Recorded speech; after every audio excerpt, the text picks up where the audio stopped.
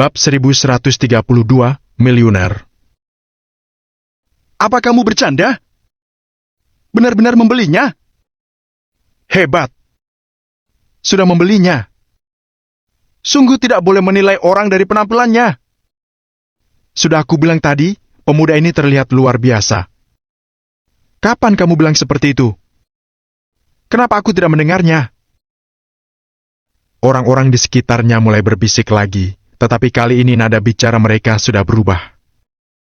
Dari hinaan dan ejekan sebelumnya, sekarang berubah menjadi kekaguman. Mustahil! Nona Lin tiba-tiba bangkit, mencopot tanda terima, lalu melihatnya dengan cermat. Namun, makin dia melihat, wajahnya makin muram. Nominal pembayaran tertera pada resi dengan jelas, tidak bakal salah. Catherine, tanda tangani. Tanda tangani mana yang kamu mau? Sean menatap Catherine dan berkata sambil tersenyum. Aku... Catherine tertegun untuk waktu yang lama, tetapi masih belum menyadari. Dia hanya merasa dirinya sedang bermimpi. Sean benar-benar mengeluarkan 10 miliar? Beberapa tahun ini, Sean menjadi tentara atau bandit. Kenapa dia bisa mengeluarkan uang sebanyak itu? Catherine bahkan tidak tahu kenapa dirinya menandatangani kontrak. Selama seluruh proses, Yoel memberitahu Catherine di mana harus menandatangani. Sambil membantu Catherine menandatangani kontrak, Yoel sesekali mengintip Sean. Hari ini, pertama kalinya dia bertemu dengan Sean yang sering disebutkan oleh Catherine. Namun, dia tidak menyangka Sean begitu hebat. Tidak heran, dia punya uang untuk Catherine dan menghabiskan 40 juta untuk membeli ponsel. Yoel bertanya pada dirinya sendiri, dia benar-benar iri. Aku akan menandatangani ini. Sean mengambil salah satu kontrak rumah dan langsung menandatangani nama Shirley. Meskipun Yoel bingung, dia juga tidak banyak bertanya. Harus diakui, untuk kontrak pembelian semacam ini, sesuai aturan harus ditandatangani pembeli secara langsung. Namun, aturan bisa diubah. Setiap tempat, setiap bidang, selalu ada keistimewaannya. Hak istimewa yang dimaksud justru untuk orang-orang seperti Sean. Ini...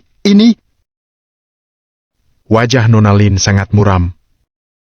Dia ingin mengatakan sesuatu, tetapi sama sekali tidak bisa mengatakannya. Kamu masih ada masalah? Sean melirik Nona Lin dan bertanya dengan tenang. Tidak, aku tidak. Saat ini, wajah Nona Lin memerah karena merasa sangat malu. Sean bisa mengeluarkan 10 miliar dengan santai. Kekayaan dia setidaknya di atas ratusan miliar. Beraninya dia memprovokasi seorang miliuner. Miliuner muda seperti ini mungkin adalah keturunan keluarga kaya dan memiliki latar keluarga yang kuat. Makin dipikirkan, Nona Lin merasa makin panik. Nona Lin, apa Anda benar-benar mau memanggil Tuan Lin dengan sebutan ayah? Yoel yang berada di samping menyindirnya tanpa segan. Kamu! Nona Lin tiba-tiba menatap Yoel dengan gigi terkatup. Padahal, kalau Yoel tidak mengungkit hal itu sudah dilupakan. Namun, kebetulan Yoel mengungkitnya, hal ini membuat wajah Nona Lin merah tersipu. Namun, dia tidak dapat menyangkal kata-kata Yoel. Bagaimanapun, dia sendiri yang mengatakannya. Jika Sean bisa membeli rumah dengan pembayaran tunai, dia akan memanggil Sean dengan sebutan ayah. Sekarang Sean benar-benar membayar tunai, maka dia... Sean menggelengkan kepala. Jika dia benar-benar memiliki anak perempuan seperti ini, betapa mengkhawatirkan. Jadi, Sean tidak tertarik untuk menyuruh Nona Lin menjalankan taruhan sebelumnya. Keterlaluan! Nona Lin mendengus dingin, lalu berbalik pergi dengan wajah merah. Sean menerka dia akan mengingkari taruhannya, sehingga sama sekali tidak tertarik untuk berdebat dengannya. Kak Sean, Catherine, mari aku bawa kalian lihat rumahnya. Yoel mengalihkan pandangannya, kemudian menyarankan kepada Sean berdua. Saat ini, seharusnya masih kosong, kan? Sean melihat waktu, lalu bertanya pada Yoel. Iya, tapi sudah serah terima. Ada dua pilihan, antara rumah kosong dan renovasi, tapi aku sarankan kalian renovasi sendiri. Yoel merendahkan suaranya dan berkata pada Sean. Meskipun memilih yang renovasi bisa menghemat banyak waktu dan energi. Namun, kualitas material yang dipilih untuk renovasi kebanyakan tidak meyakinkan. Yoel memang menganggap Catherine sebagai teman baiknya, itulah sebabnya dia mengatakan apa adanya. Oke. Dalam 2 hari terakhir, aku akan mengatur orang pergi renovasi. Sean mengangguk ringan lalu bersedia untuk pergi. Kak Sean, biar aku mentraktir kalian makan. Yoel segera ikut berdiri dan mempertahankan Sean. Yoel, bukankah kita baru saja makan? Catherine sedikit tidak berdaya dan menggelengkan kepalanya. Ini. Haha, aku lupa. Baiklah, kalau begitu gunakan waktu kalian dulu. Tunggu aku mendapat komisi. Aku akan mentransfer uang kepada kalian. Yoel menyadari, kemudian berkata sambil tersenyum simpul. Tidak perlu. Tidak peduli beli dimanapun, konsultan penjualan pasti akan mendapat komisi. Kalian memang pantas mendapatkannya, tidak perlu transfer. Sean melambaikan tangannya dan langsung menolak kebaikan Yoel. Bab 1133, selangkah demi selangkah. Yoel berpikir bahwa Catherine memberi rumah, dirinya pasti tidak akan mendapat komisi. Paling hanya meningkatkan omzet dirinya. Namun dia tidak menyangka bahwa Sean lebih teguh dari Catherine, sama sekali tidak ingin menerima uang itu. Selain itu, komisi di departemen penjualan biasanya 3%. 10 miliar berarti mendapat komisi 30 juta. Biasanya Yoel sangat baik terhadap Catherine. Uang kecil ini sama sekali tidak setimpal. Yoel, jangan bilang lagi. Begitu Kak Sean bilang tidak perlu, maka benar-benar tidak perlu. Catherine juga menarik Yoel dan berkata dengan lembut. Dia telah menghabiskan uang 10 miliar, sama sekali tidak peduli dengan komisi sekecil ini. Ya sudah. Terima kasih, Kak Sean. Setelah mendengar itu, Yoel merasa sangat bahagia. Di bawah tatapan iri dan kagum semua orang, Sean bertiga perlahan keluar dari departemen penjualan. Hingga Sean dan Catherine masuk ke dalam mobil, barulah orang-orang itu mengalihkan pandangan dengan enggan. Mereka benar-benar ingin berteman dengan miliuner muda seperti Sean. Namun, Sean sama sekali tidak memberi mereka waktu untuk berkenalan. Maka itu, banyak orang di tempat hanya bisa menundukkan kepala dengan marah dan melupakan pikiran itu. Saat ini, Catherine seperti sudah mabuk. Mulai keluar dari departemen penjualan hingga masuk ke dalam mobil, rasanya masih seperti mimpi. Kakak, cubit aku. Cubit aku. Catherine duduk di samping pengemudi. Dia menarik telapak tangan Sean dan meletakkannya di wajah kecilnya sendiri. Apa yang kamu lakukan? Sean tidak mengerti untuk sementara waktu. Aku hanya merasa sedang bermimpi. Lupakan saja, aku akan mencubit diriku sendiri. Catherine mengulurkan 2 jari, mencubit pipinya dengan sungguh-sungguh, kemudian memelintirnya. Au! Sakit, sakit. Kali ini, Catherine mencubit wajahnya sendiri hingga memerah dan matanya berkaca-kaca. Haha! Sean segera terhibur oleh Catherine. Ini bukan mimpi, Kak Sean. Ternyata bukan mimpi. Ternyata aku punya rumah sendiri. Astaga! Catherine bergumam dengan tatapan tertegun sambil mengusap wajahnya. Orang yang tidak pernah mengalami sakitnya menjadi tunawisma pasti tidak bisa mengerti perasaan nyaman dirinya saat memiliki rumah sendiri. Bagi Catherine yang telah menjadi yatim piatu sejak kecil, sangat mendambakan rumah sendiri di ibu kota selatan. Mulai sekarang, tidak peduli apa terjadi, dia bukan lagi tunawisma. Tidak peduli apa yang terjadi di luar dan betapa sulitnya hidup. Setidaknya, ada sebuah rumah kecil sendiri di gedung ini. Tiada yang akan mendesaknya untuk membayar sewa. Dia juga tidak perlu khawatir akan diusir oleh tuan rumah secara mendadak. Rasa aman ini jelas bukan sesuatu yang tidak bisa diukur dengan uang. Kalau sudah punya uang di masa depan, kamu harus membayarku. Sean menyalakan mesin dan menjawab dengan sungguh-sungguh. Oke, aku pasti akan membayarnya. Catherine mengangguk keras tanpa niat bercanda. Sean tercengang saat mendengarnya. Kemudian, menggelengkan kepala dengan terkekeh. Dia menginjak pedal gas dan meninggalkan departemen penjualan. Tapi, Kak, dari mana kamu mendapatkan uang sebanyak itu? Selama ini kamu pergi menjadi prajurit atau bandit? Catherine melihat kontrak pembelian di tangan dan tidak bisa menyembunyikan rasa penasarannya. Apa? Kalau aku tidak punya uang, bukankah kamu lagi? Sean menyetir dengan satu tangan dan bertanya sambil tersenyum. Meskipun kamu tidak punya uang, kamu tetap kakakku. Sama seperti apa yang Ibu Lopez katakan, tidak peduli siapa yang tidak akur di masyarakat dan kembali ke panti asuhan, mereka tidak akan mati kelaparan.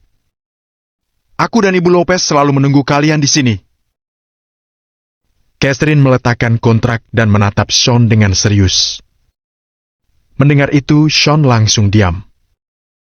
Kontribusi Melinda terhadap panti asuhan dan anak-anak tidak perlu diragukan lagi.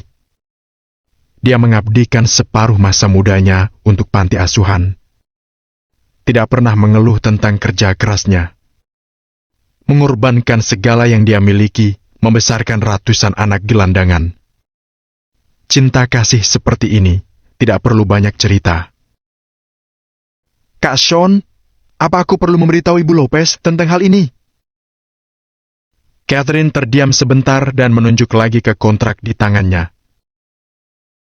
Untuk sementara, tidak perlu mengatakannya. Aku takut dia tidak bisa menerimanya secara mendadak. Sean tertegun dan menggelengkan kepalanya. Baik, aku turuti. Tapi apa sebenarnya yang kamu lakukan sehingga begitu kaya? Catherine mengangguk, tetapi dalam hatinya tetap sangat penasaran. Mendengar itu, Sean hanya tersenyum tanpa sepatah kata. Di dunia nyata, uang adalah kunci segala-galanya. Uang dapat mempermudah kita dalam berbuat apapun. Segala usaha yang dilakukan oleh setiap orang di dunia hanya demi mencari dan memilikinya. Namun, ketika kedudukan seseorang mencapai ketinggian tertentu, barulah dia akan menyadari bahwa uang bukanlah segala-galanya, melainkan hanya suatu alat. Itu hanyalah alat untuk melayani umat manusia. Berdasarkan status Sean, uang hanyalah serangkaian angka. Status jenderal terhebat bintang 9 di seluruh Draconia memang sangat tinggi. Dalam angkatan darat di barat laut pun satu-satunya yang terkuasa. Uang, kekuasaan, semuanya di ujung jari. Kak, apa yang kamu pikirkan? Melihat Sean tidak berbicara, Catherine bertanya dengan lembut. Tidak, aku akan mengantar kamu pulang. Sean menggelengkan kepala dengan ringan dan menarik kembali pikirannya yang berantakan.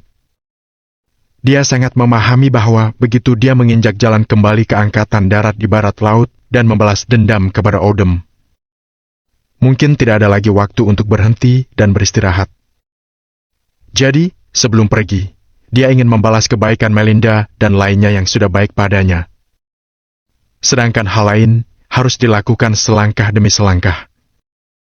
Bagaimanapun, Makanan harus dimakan sesuap demi sesuap, jalan harus berjalan selangkah demi selangkah. Ya sudah, ayo kita pulang.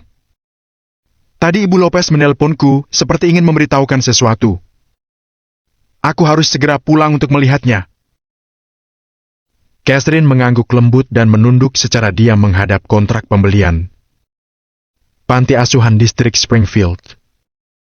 Sean mengirim Catherine ke sisi Melinda dengan selamat. Ibu Lopez, ada apa?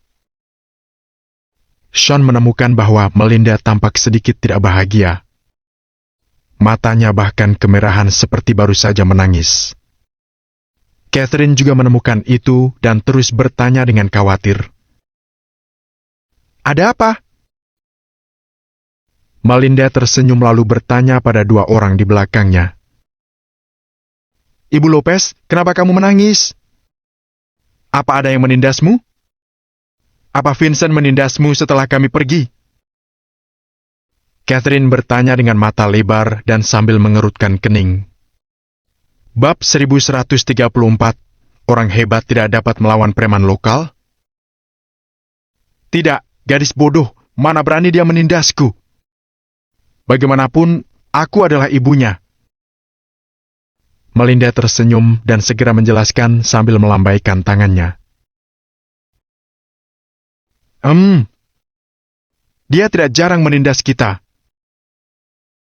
Catherine mengerutkan bibir. Dia memiliki kesan buruk terhadap Vincent. Ibu Lopez, ada apa denganmu? Sean mengerutkan kening. Dia sangat yakin Melinda pasti baru saja menangis. Aku benar baik-baik saja. Aku hanya merasa kalian sudah dewasa. Melihat kamu dan Catherine punya hubungan yang begitu baik, aku juga merasa senang untuk kalian. Ada kamu yang melindungi Catherine dan ada kalian melindungi panti asuhan ini. Meskipun kelak aku mati juga akan istirahat dengan tenang. Melinda tertegun sejenak, lalu menjawabnya sambil tersenyum. Ibu Lopez, apa yang kamu katakan? Kamu tidak akan mati. Tuhan tidak akan membiarkan kamu mati, karena kamu masih perlu menjaga banyak anak. Catherine menatap Melinda dan berkata dengan serius. Gadis bodoh. Melinda mengelus-elus kepala Catherine dan menghela napas ringan. Ibu Lopez, ketika kami masih kecil, Anda yang melindungi kami. Sekarang, aku punya kemampuan untuk melindungi kalian. Jadi, kalau ada masalah, kamu harus memberitahuku.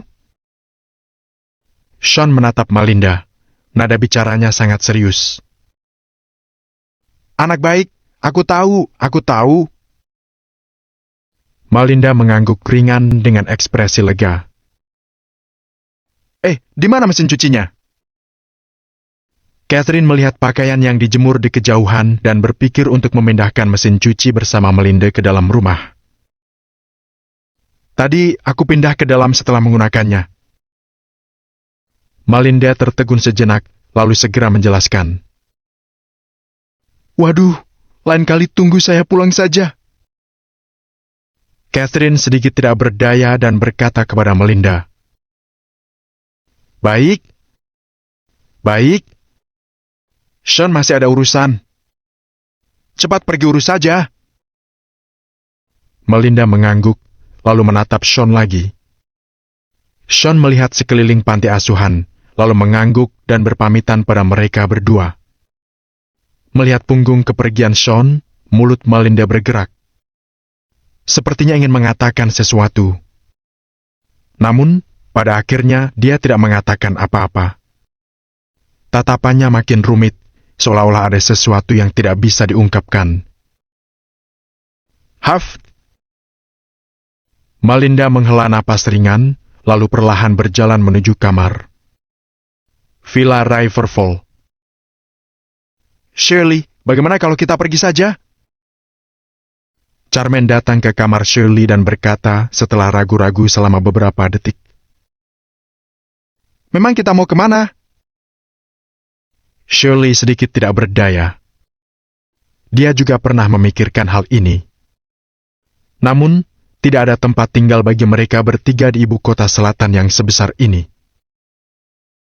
Tapi kita tidak bisa tinggal di sini terus. Terlalu merepotkan Tuan Lane dan yang lainnya. Charmaine merasa tinggal di sini sangat merepotkan dan tidak ingin berutang budi terlalu banyak pada Sean. Shirley duduk di kursi dan menatap putrinya yang sedang tidur siang. Hatinya juga sangat ragu. Jimmy adalah satu-satunya laki-laki di keluarga mereka, juga pilar keluarganya. Kini, kematian Jimmy bagaikan dunia kiamat bagi mereka.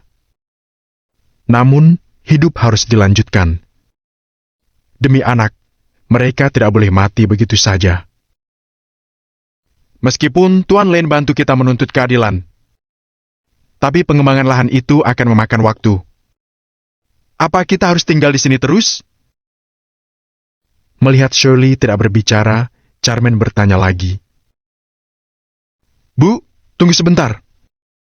Tunggu, kompensasi pembebasan lahan cair. Kita pergi lihat rumahnya. Shirley terdiam selama beberapa detik, kemudian berkata dengan lembut. Tuk, tuk. Saat Charmaine hendak mengiyakannya, pintu diketuk dengan lembut. Masuk. Shirley mendongak dan memberi izin. Aku tidak akan masuk. Kamu dan Bibi yang keluar saja. Aku ingin memberitahu kalian sesuatu. Sean tidak mendorong pintu, tapi berkata dengan pelan. Baiklah, kami segera keluar. Charmaine mengangguk dan mengikuti Shirley ke ruang tamu. Bibi, apa kamu terbiasa tinggal di sini? Melihat keduanya keluar, Sean langsung berterus terang. Ini, tidak. Charmaine tercengang saat mendengarnya, lalu dia segera melambaikan tangannya. Aku sudah mendengar dari Hans kalau kalian tidak terbiasa tinggal di sini. Jadi? Sean berbicara sambil berbalik untuk mengambil kontrak. Jadi, apa kamu mau mengusir kami? Saat ini, akhirnya Charmaine mengerti maksud Sean. Bukankah Sean sedang memberi isyarat pada mereka untuk pergi? Bagaimanapun, sekarang mereka tiada tempat tinggal lain. Meskipun mereka tidak betah, apa yang bisa mereka lakukan? Shirley juga sedikit gundah hati. Sean berkata dengan baik sebelumnya, tetapi baru saja tinggal di sini beberapa hari, dia langsung mengusir mereka. Kalian salah paham. Sean sedikit bungkam, tetapi tetap mengeluarkan kontrak jual beli rumah. Tidak masalah. Aku akan pergi mengemas barang-barang kami. Terima kasih kamu telah memberikan tempat tinggal jelang waktu ini. Sifat Shirley juga sangat keras dan segera berdiri. Tunggu. Kalian bisa tinggal di tempat ini selamanya. Kalau kalian menyukai tempat ini, aku akan segera menyuruh Hans urus balik nama kepada kalian. Sean menatap Shirley dan berbicara dengan nada yang sangat serius. Kalau begitu, kamu... Mendengar itu, Charmaine dan istrinya menatap Sean dengan agak kaget. Ini adalah kontrak jual beli rumah perusahaan properti Lakeside. Ini adalah kuncinya. Sean meletakkan kontrak dan kunci di meja. Seret. Shirley berdua langsung tertegun di tempat. Apa yang terjadi? Sean memegang kontrak pembelian. Apa maksudnya? Sekarang, ini milik kalian. Sean mendorong kontrak dan kuncinya ke depan. Ini, apa lagi maksudnya? Charmaine sedikit melebarkan mata yang penuh kebingungan. Aku akan mengatur perusahaan renovasi untuk merenovasi secepatnya. Saat itu, terserah kalian mau tinggal di sini atau di sana, tinggal pilih saja. Tapi selama masa renovasi, kalian harus tinggal di sini untuk sementara waktu. Sean menatap mereka berdua dan menjelaskan dengan lembut. Tidak, kami tidak mau. Kalau kompensasi pembebasan lahan cair, kami akan membelinya sendiri. Shirley menggigit bibirnya dan berkata dengan lembut, Bukan aku yang menghadiahkannya. Aku membeli dengan uang yang ditabung Jimmy saat dia berada di Angkatan Darat di Barat Laut pada masa lalu. Sean menunjuk pada kontrak. Tatapannya tenang dan serius. Apa? Benarkah? Jimmy, tidak. Kamu berbohong padaku. Tidak mungkin dia menabung uang sebanyak itu di Angkatan Darat di Barat Laut. Charmaine tercengang saat mendengar itu, kemudian dia tidak mempercayainya. Sean menatap Charmaine dan menghela napas dalam hati. Jimmy pergi berperang untuk membunuh musuh, mengorbankan nyawanya demi negara. Bagaimana bisa pengorbanan ini bahkan tidak setimpal dengan sebuah rumah? Kalian terima saja. Simpan sebagian kompensasi pembebasan lahan untuk dana pendidikan anak. Sean berbicara dengan serius. Setelah itu, dia perlahan kembali ke kamar. Terima kasih. Shirley dan Charmaine sama-sama bersyukur di dalam hati dengan diam. Pukul 8 malam. Theo dan Hans tiba di kamar Sean. 2 hari ini, mereka berdua sama sekali tidak menganggur. Jenderal, ini adalah daftar perusahaan yang akan berpartisipasi dalam acara tender besok beserta informasi mereka. Theo meneguk air, lalu mengeluarkan berkas. Meskipun acara tender besok tidak membutuhkan ini, uang adalah kunci kemenangan dalam acara tender ini. Asalkan kamu memiliki kekayaan yang cukup, maka dapat memenangkan semuanya. Namun, rencana Sean bukan hanya mendapatkan lahan ini. Jika dia ingin berkembang di sini, tidak bisa mengabaikan perusahaan-perusahaan ini. Jadi, membuat persiapan lebih awal, barulah bisa menghadapi kondisi kritis. Konon katanya, orang hebat malas berurusan dengan preman lokal. Siapkan uang 2 triliun untuk besok. Beri peringatan kepada para preman lokal di ibu kota selatan. Sean mengambil berkas itu sambil mencibir.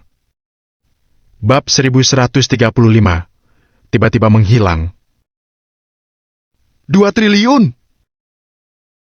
Hans tiba-tiba terbelalak dan berseru lantang. Dia sama sekali tidak berani membayangkan 2 triliun. Namun, Hans hanya terkejut beberapa detik dan segera tersentak. Bagaimanapun, dia telah mengikuti Sean selama beberapa tahun. Bagi seorang jenderal terhebat bintang 9, uang benar-benar tiada apa-apanya. Meskipun Sean bilang bisa mengeluarkan 20 triliun, Hans juga mempercayainya. Jenderal, apa 2 triliun cukup? Theo merenung selama 2 detik, lalu bertanya dengan lembut. Dalam 2 hari terakhir, dia telah mendirikan perusahaan atas bantuan Levi. Bahkan, dia lebih memahami situasi di ibu kota selatan daripada Sean. Kalau tidak cukup, tidak akan terbatas. Aku harus mendapatkan lahan ini. Sean menggelengkan kepalanya. Dia harus memenangkan lahan ini. Besok, meskipun harga lelang lahan itu melebihi nilai lahan itu sendiri, Sean juga akan mendapatkannya tanpa ragu. Karena dia memenangkan lahan itu bukan demi mencari uang, melainkan untuk membangun sebuah area tempat tinggal untuk Melinda dan yang lainnya. Di mana panti asuhan, sekolah dan sistem pengobatan terintegrasi. Makna dari hal ini tidak dapat diukur dengan uang. Kalau begitu, saya sudah paham. Theo segera mengiyakannya. Malam yang sunyi. Keesokan harinya, Sean dan Theo bangun pagi. Hari ini adalah acara lelang untuk lahan itu. Levi juga sudah menghubungi Sean tadi malam dan memberitahu hal ini. Sean tidak meminta Levi untuk menjemputnya. Sebaliknya, dia akan pergi bersama Theo. Bagaimanapun, Levi adalah orang di pemerintahan, identitasnya agak sensitif. Hal yang terpenting adalah situasi Sean saat ini tidak cocok untuk menunjukkan diri di publik. Di sisi lain, Levi malah dianggap sebagai kartu pamungkas. Jadi, Lebih baik tidak menunjukkan diri sebisa mungkin. Pukul 7,3 pagi, Sean dan Theo sudah berangkat dengan mobil. Waktu mulai acara tender pukul ke-9. Mereka mesti tiba terlebih dahulu dan membuat beberapa persiapan. Namun, tidak lama setelah Sean dan Theo berangkat, Catherine langsung menelponnya. "Kakak, kamu ke panti asuhan sebentar. Terjadi sesuatu di sini." Di sisi lain, nada Catherine terdengar agak marah. "Aku akan segera ke sana." Sean melihat waktu, lalu mengerutkan kening dan langsung mengiyakannya. Meskipun acara tender sangat penting. Namun, selain ingin melindungi makam Jimmy, tujuan dia mendapatkan lahan ini adalah demi panti asuhan. Sekarang terjadi sesuatu di panti asuhan, dia mesti pergi melihatnya. Pergi ke panti asuhan. Sean meletakkan ponselnya dan berkata pada Theo. Theo melirik Sean melalui kaca spion, lalu memutar arah tanpa banyak tanya. Panti asuhan distrik Springfield. Catherine dan dua pembantu panti asuhan, termasuk Melinda, semuanya tampak sedikit muram. Ada yang salah dengan suasananya. Di tempat makan, anak-anak di panti asuhan dengan cerdik meletakkan tangan kecil mereka di belakang punggung sambil menatap Catherine dan yang lainnya dengan penuh semangat. "Ibu Lopez, apa yang sedang terjadi?" Catherine mengulurkan tangan dan menunjuk ke sebuah ruangan tidak jauh. Pintu ruangan itu terbuka lebar. Awalnya, ruangan itu menyimpan semua jenis persediaan yang dikirim oleh Sean. Ada kebutuhan sehari-hari, peralatan sekolah, mesin cuci, pemurni air dan fasilitas hidup lainnya. Walaupun nilai totalnya tidak sampai 400 juta, setidaknya di atas 300 juta.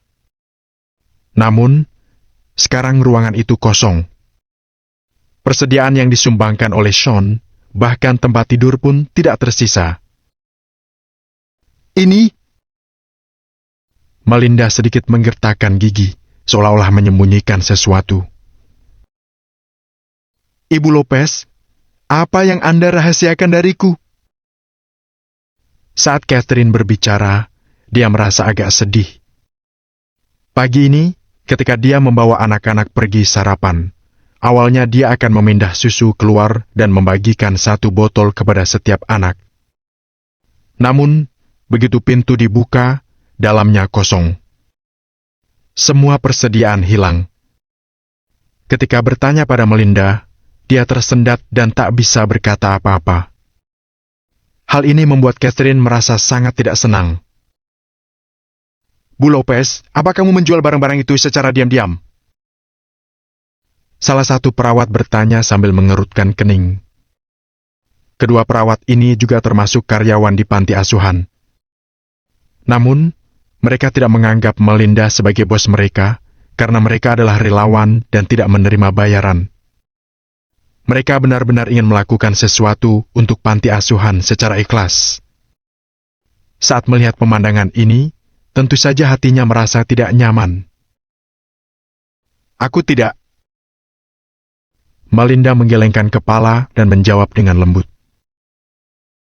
"Aku yakin Ibu Lopez tidak akan melakukan hal seperti itu. Kalau dia ingin melakukannya, juga tidak perlu menunggu sampai sekarang." Catherine mengerutkan kening dan menatap kedua perawat sambil berbicara. Meskipun dia tidak tahu kemana persediaan itu menghilang. Namun, dia tidak pernah mencurigai Melinda menjual barang-barang itu demi uang. "Kemana barang-barang itu sebenarnya? Meskipun panti asuhan ini bukan milik kami, sebagai relawan di sini, kami juga punya kewajiban untuk mengawasi barang-barang di panti asuhan. Persediaan yang disumbangkan oleh Tuan Lane tidak kalah dengan orang tertentu, melainkan barang-barang milik panti asuhan." Kedua perawat itu memandang Catherine dan berbicara dengan nada yang sangat serius. "Ibu Lopez, katakan padaku, kemana barang-barang itu pergi? Kemarin hanya Anda sendirian di panti asuhan. Apa Anda tidak tahu?" Catherine menatap Melinda dan bertanya tanpa daya. Mereka tidak akan berpikir bahwa ada pencuri yang mencuri persediaan itu. Tempat apa ini? Sini adalah panti asuhan. Persediaan itu semuanya disumbangkan oleh orang-orang yang penuh kasih. Tidak peduli betapa sulitnya hidup, asalkan memiliki hati nurani tidak akan mencuri persediaan dari panti asuhan. Jadi, mereka tahu betul bahwa Melinda pasti mengetahui kebenaran dari masalah ini. Melinda juga pasti sangat jelas tentang kemana persediaan itu pergi. Kalian jangan bertanya lagi. Meskipun tiada barang-barang itu, kita juga bisa bertahan hidup. Melinda terdiam cukup lama, lalu menghela napas dan melambaikan tangannya sambil masuk ke dalam ruangan. Tit, tit. Saat ini, terdengar 2 bunyi klakson dari mobil di luar. Catherine dan yang lainnya segera berbalik untuk melihat keluar pintu. Mereka melihat Sean dan Theo. Setelah mobil berhenti, mereka segera turun dan berjalan menuju panti asuhan. Catherine, Ibu Lopez, apa yang terjadi? Sean mengerutkan kening dan merasa sedikit gugup di hatinya. Namun, melihat Catherine dan Melinda baik-baik saja, akhirnya Sean merasa lega. Kak Sean, persediaannya hilang. Catherine diam selama 2 detik, lalu menunjuk ke gudang yang kosong itu. Persediaannya hilang. Apa maksudmu? Sean seketika tidak bisa merespons. Tuan Lane, sekarang persediaan yang Anda sumbangkan semuanya hilang. Kami bertanya pada Bu Lopez, tetapi dia juga bilang tidak tahu. Salah satu perawat mengerutkan kening sambil menatap Melinda. Nada bicaranya penuh dengan tuduhan.